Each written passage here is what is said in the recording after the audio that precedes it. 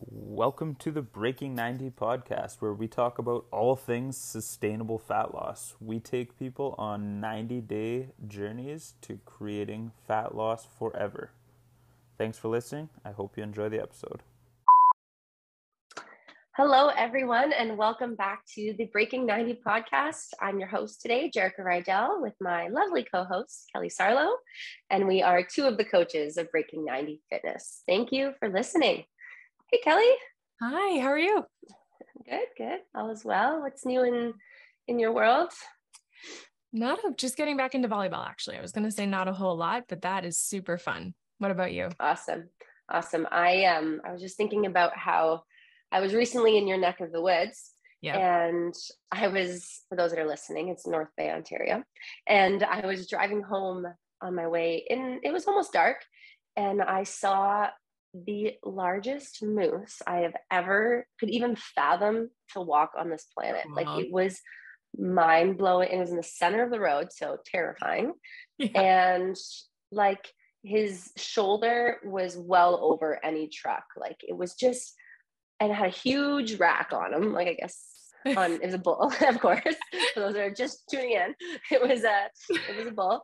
And it was just so insane. I'm still mind blown. And this was like a week or so ago. And I still can't believe that I saw this. It was so big. Very cool. Yeah. That's the story for you guys.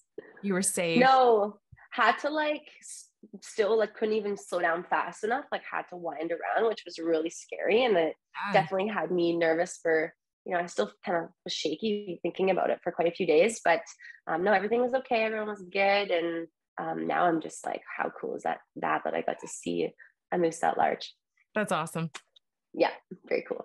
Thanks for sharing. Totally a Canadian story for everyone. Yeah, we're all fascinated. All right, Kelly, I want to know what you got for us today. Well, I'm going to be picking your brain. I really wanted to chat about, actually, it was a recent live that you did, so I want to give you props for the topic. The pitfalls, essentially, of when we are tied to a number on the scale. Yeah, that is one of the most common, probably, I wouldn't say issues, but common things that we see with our clients that, as coaches, we actually have our clients weighing in quite frequently. And those that are listening, and if you're stepping on the scale frequently, we can see a large amount of variations between the numbers in day-to-day readings, which for most people, if not everyone, and I'm sure you can attest to it, and so can I, that can really throw us off when we see, these big jumps one day to the next, or, we see a new low and we're so excited. And then the next day we're seeing this big number that we haven't seen in a long time. And that can really send us into that all or nothing mentality and make us kind of throw in the towel and be like, oh, it's not working. When in reality, it's just has so much to do with the other factors in our life that we're obviously going to touch on today. Yeah, I think if you're good with it too, because I am picking your brain, I'd also really love to touch on the other side of the numbers, that even though we might be seeing it go in the direction that we are hoping for with weight loss, fat loss, what happens when those numbers are never enough? Wow, that's I'm really glad you're bringing that up, because sometimes, and I think this will be exciting for you to chime in too for some mindset stuff. But when we go into these journeys, whatever our journey may be, having a bigger goal or a bigger why outside of the scale, right, can be outside of just a scale number, will be a really important factor in whatever journey you're about to take. Because if we're so fixated on seeing this number, and that's okay, and it's great that we can celebrate these new lows every time we see them, and as we should, because we're working hard. But having that motivating factor outside of the scale will be a game changer in terms of when the numbers are starting to affect us. Cool. Okay, take it in any direction that you want to. Okay, so, well, I guess first I do want to touch on one of the examples I gave in the live. So if you are listening and you've already heard this, then I'm so thankful that you're in our Breaking 90 free group. But if you are listening and you didn't know about it, we do have a free group on Facebook, Forever Fit, Forever Strong. And we do a weekly live on Fridays. And I talked about how the scale can impact us and how it can kind of throw us off when these numbers are so out of whack and we don't really know what's going on. And I touched on having a crazy weekend or maybe one night that we just maybe went a little off track and we woke up to see a 3 to 4 pound jump on the scale. And that might in reality throw us into that all or nothing mentality and be like, oh, everything I worked for all week is now gone because now I'm back to where I started last week. And I just want to give people some numbers. And a pound of fat is roughly 300 or 3,500 calories, give or take. So when we see a 3 to 4 pound increase on that scale, that means that we would have had to eat roughly 14,000 calories in one night. And if any of us who are listening, and I hope you have read a nutrition label before, that's an absurd amount of calories in one sitting to try to be able to consume. So it is extremely, extremely unlikely, and I would say almost impossible to have in one night 14,000 calories, which I'm sure some of you can do it. And depending on what it is, I probably could too. But so we have to give ourselves some grace and try to figure out what else could this be. And as your coach, I am here to tell you that it's likely water retention. And there's so many reasons why. And we've talked about this on another podcast, the reasons why we retain water. And we can rhyme off a couple just quickly off the top of our heads. If we had a really salty meal or if we drank alcohol, or if we're going through a really stressful period in our life, mentally or physically, like a really hard workout, poor sleep the night before, lack of recovery, things like that. So if you have anything to add, Kelly, just chime in. No, you're great. Just throwing some off the top of my head. So all these things can really make us retain water, which is why we'll see the scale have a spike, which is what we like to call it, just a higher number than usual. Cool. And this can go in the opposite direction when we see these whooshes, right? Sometimes it might be that we did everything right, or maybe we didn't do anything different and we just been consistent for time and time again, drank our water, ate good foods, and then you're seeing that whoosh, that lower number on the scale as well. Mm-hmm. I want to dig more into what all or nothing means when we're looking at that number, because I think a lot of people can kind of conceptually understand what we're talking about, but don't necessarily know what it looks like physically in their behavior, right? So we can be throwing around these, what's the point? Rhetorical questions, right? We don't actually want to answer the question, because if we bothered to answer the question, we would say, because health and fitness, because longevity, because I want to, remain connected and engaged with my own life. But these what's the point questions fall into the nothing, or we can swing into this completely restrictive option that is all, right? And I'm putting air quotation marks around that, to mean like, I'm going to have to do everything I possibly can to lose weight in a shorter period of time because the number just went in a direction I didn't want it to. And so we have these pendulums or the opposite ends of the pendulum that are equally as unhealthy. Yeah. And when you said all in quotations, it scares me, because when we go into these all or nothing in this mentality, there is no in between. And if you've spoken with Alex before, and for those who are listening, Alex talks a lot about a continuum. And I think it's worth bringing up here in that all or nothing mentality, because we want to shift it from the all or nothing to understanding our journey on that continuum. Whereas, let's say we're working at a 10 out of 10, being we're dialing in our nutrition, we're doing everything we think we should in terms of movement, water goals are being met, hitting all the check marks. Whereas maybe 0 might be the nothing mentality, where we're throwing in that towel saying, what's the point? Even though, side note, we do know what the point is. Yeah.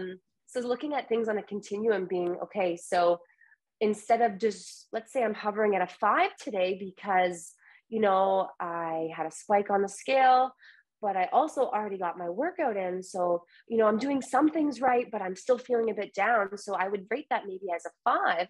Instead of throwing in the towel and dropping down to a 0, whether we move, okay, what's one more thing I can add to my day to make my day just one step better, and move on that continuum to a 6, so that we don't have to be perfect, but we don't need to go completely back to that 0.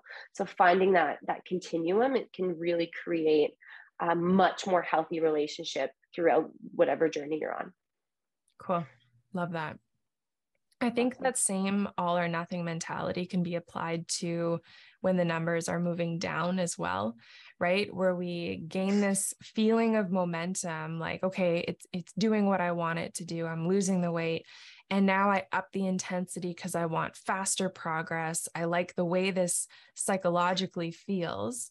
And I'm saying psychologically on purpose because sometimes we can get into maybe a non-conscious habit of not actually checking in with physically how we feel, if this still feels healthy for our body.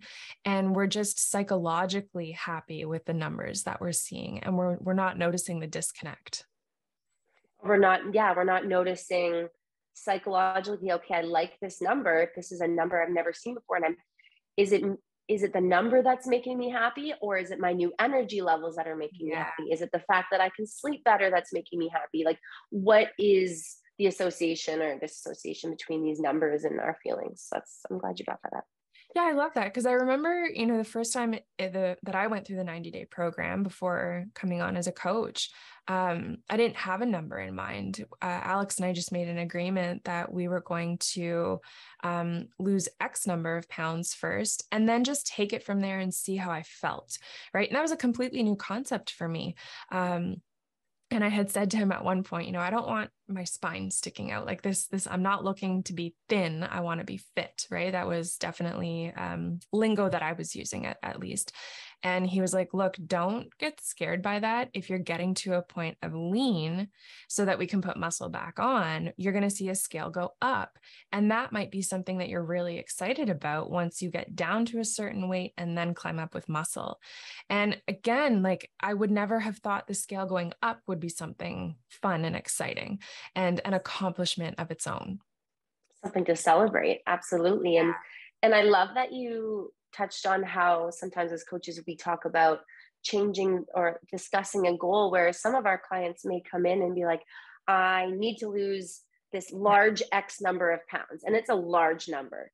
And we're like, and in X number of days, and they're very specific what they want. And we're like, okay, actually, let's reframe. Let's pick a smaller number that seems extremely doable and exciting, and that we can celebrate when we know we're going to hit it. And then when we get to that number, let's check in on energy, sleep, et cetera, et cetera. And we can rhyme off so many different things to check in on, and then be like, okay, so maybe we'll do another 5 pounds, and then check in on this list of things, because that 20, 30 pounds that you thought you absolutely needed might be at the 10-pound mark where you're hitting all those feelings that you were hoping to feel. Cool. Yeah. And I think people really need to remain open to that concept or that idea of what feels better, looking at a number or checking in with your own body. Thanks for adding that. That was great.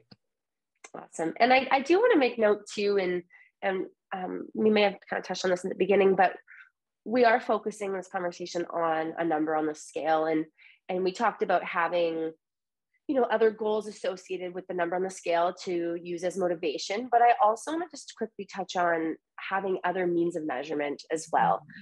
Just because, and I know a lot of us that are listening, we know the importance of taking other measurements in case we lose fat and we talk about gaining muscle. But I want to set that as a reminder that we should use measurements, or we should use clothing, or we talked about should use energy levels and other means of measurement alongside the scale to track our progress, especially if you're someone who may not have a clear set, if you're using words like I want to look toned or fit, and we don't have specific necessarily numbers that we want to hit, then if we're just searching for a look or something of that matter, then we definitely want pictures, measurements, and things like that, because the scale is not going to tell much of a picture in that situation.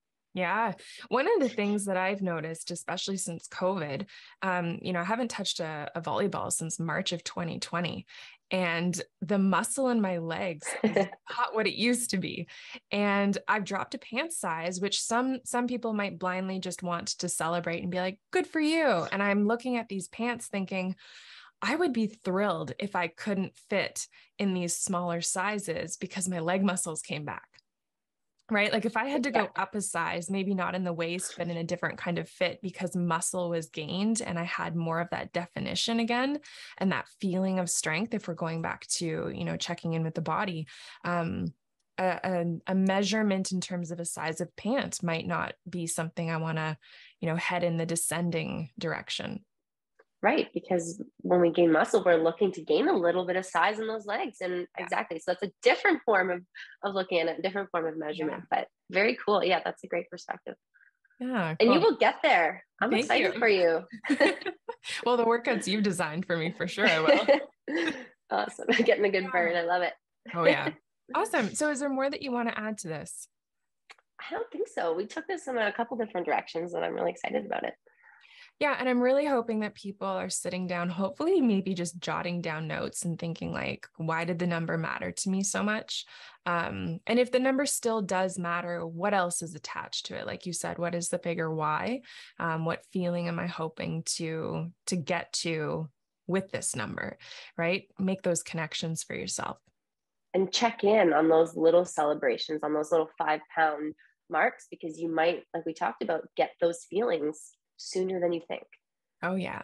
Awesome. Okay. Well, would you like to leave us with a tip today? Yeah, I'm going to take this in a different direction, totally random tip, but something that I've been doing lately. And I think it's a great time to remind everyone to go through your social media and delete people or accounts that don't bring you peace, happiness, add value to your life, or knowledge in any way, shape, or form. You'd be surprised at how, even though we're quickly scrolling, at how draining it can be. I love that. It's the time to purge anyway, right? Yes, it is. New season. I love it. Thanks, Jer. Awesome. Well, thanks everyone for listening. And if you resonated with anything we talked about today, we'd love to hear feedback from you or just share with friends and family on any of your social media platforms. Thanks for listening.